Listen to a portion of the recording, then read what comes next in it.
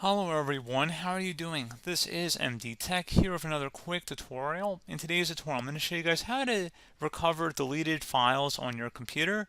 So this isn't guaranteed to recover all your files, pictures, documents, that kind of thing. But in my experience, it has been pretty successful, and I have made tutorials in the past for other versions of Windows, and this tool seems to be pretty successful. So we're going to go ahead and jump right into it. So we're going to start by opening up a web browser. Doesn't matter which one, but we're going to use Microsoft Edge for today's tutorial, and we're going to navigate over to Google.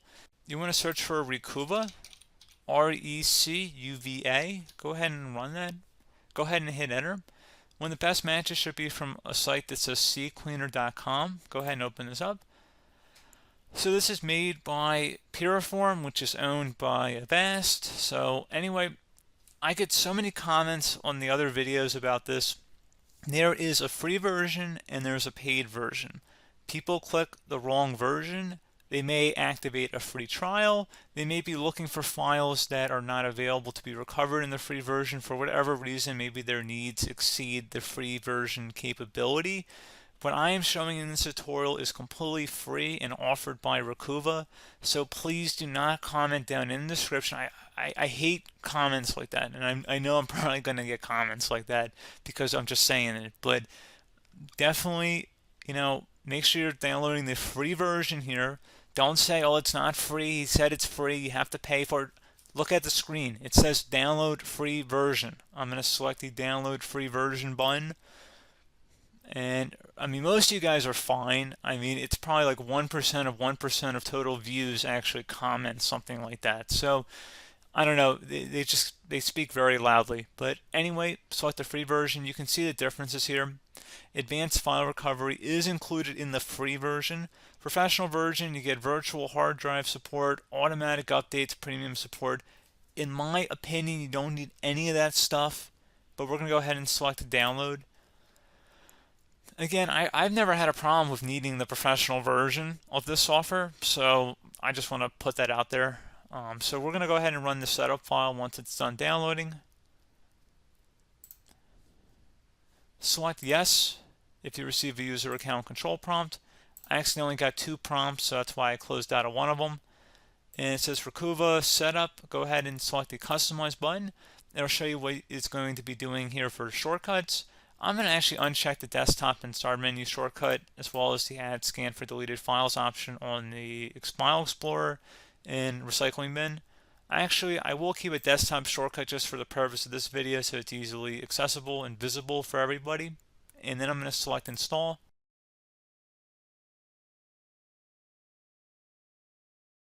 And then go ahead and uncheck the view release notes and select run Recuva. It's going to say, welcome to the Recuva wizard. The wizard will help you recover your deleted files. Just answer a few simple questions and Recuva does the rest. If you don't want to use this wizard, simply press cancel and you will have access to the advanced features of Recuva. Now, I'm a little mixed on this. I don't think it'll hurt to go along with the on-screen prompts, so that's what we're going to start with here. So start with next. So file type, what type of file are you trying to recover? So at this point, if it's an image, a document, go ahead and make your selection here. I'm going to select all files. It's probably going to take a little longer to scan, but if you're unsure, maybe there's a lot of different files, maybe you deleted a whole folder by mistake, you probably want to select all files then. It will take longer to scan though, I just want to put that out there, and you'll select next. It's going to say where were the files, so if you deleted them from the recycling bin, you'd select that option. If they were in your documents folder, you go ahead and select that. Or you're not sure, go ahead and select that one too. You could even scan a DVD as well. So pretty straightforward. Go ahead and select next here, guys. And you can check mark the box to enable deep scan. I generally would not recommend that unless you've already exhausted the first scan option and now you have to go back through it again. And then you can select the deep scan, but we're just going to go ahead and select start.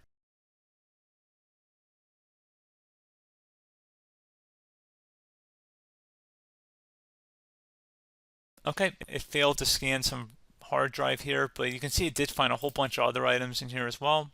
and you can see a whole listing of them. Now, I'm going to be real with everybody. It's not always the most beautiful display in terms of how it lays everything out here. You should be able to scroll through it pretty quick here. The file name should definitely help indicate if it's an actual file or not, and you can search by file path. You can change the drop down here. So I don't have any particular file I'm trying to recover, so that's why it's kind of all over the place here, but you can see there's different images here perhaps.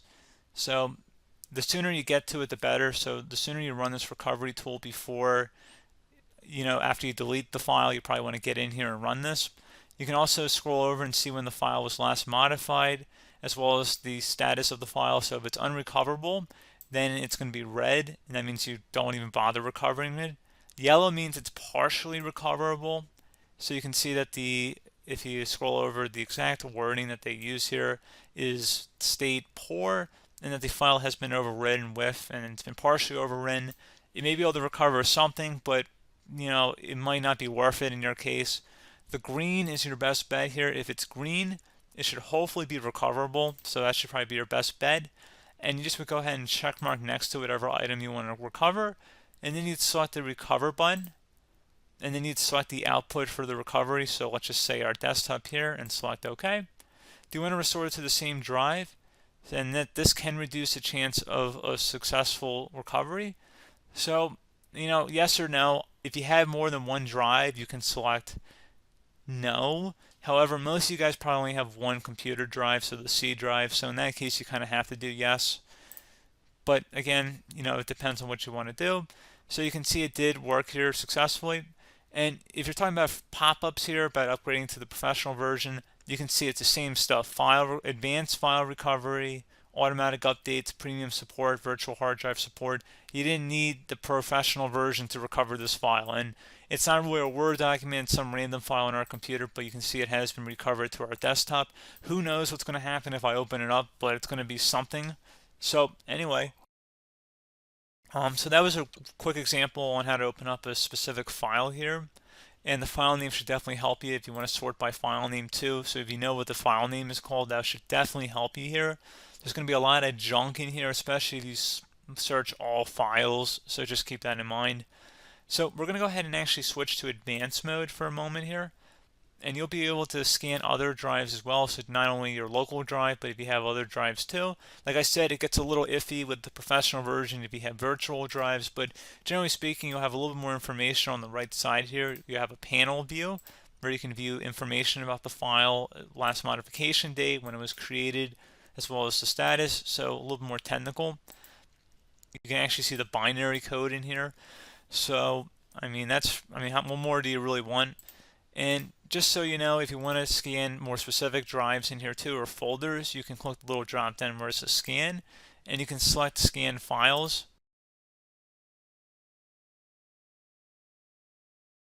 And you can go ahead and run another scan based on your drive here. See if you close out of there. And you can select options too, and you can select different actions as well. So, pretty much you shouldn't have to make any adjustments here. If we go back into Recuva, so we close out of it, and then let's say we didn't find our file that we were looking for, like I said, attempt to run the deep clean scan. So let's make a more targeted approach here. So let's say we were looking for, let's just say music, and then select next. We're going to select I'm not sure, next again. We're going to select enable deep scan this time. That's why I went back in here, and then select start.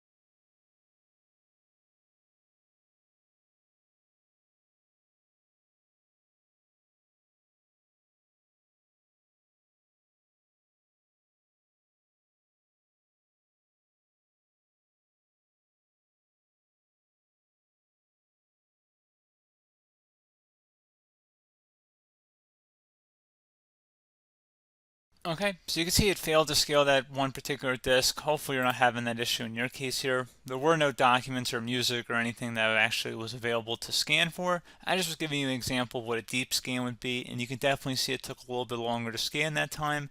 But pretty straightforward tutorial, guys. I think this is a pretty nice utility, and it's definitely worth a shot to recover your data. And you don't have to pay a professional to come out and try and recover your data, which they may or may not be able to do.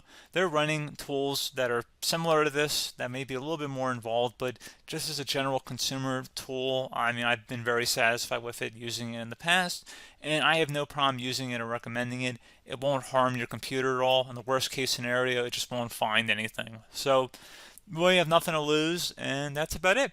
So pretty straightforward process. I do hope I was able to help you out, and I do look forward to catching you all in the next tutorial. Goodbye.